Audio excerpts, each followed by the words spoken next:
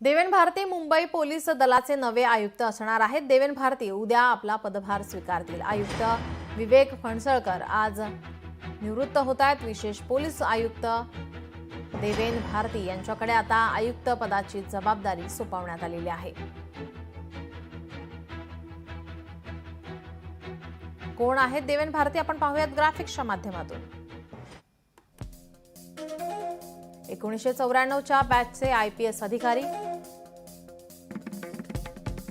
संयुक्त पोलीस आयुक्तांपैकी एक, गुन्हे शाखा विभागाचे अतिरिक्त पोलीस आयुक्त,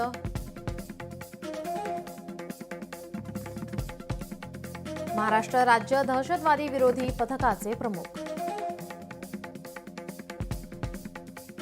26/11च्या दहशतवादी हल्ल्याचा तपास त्यांनी केलाय।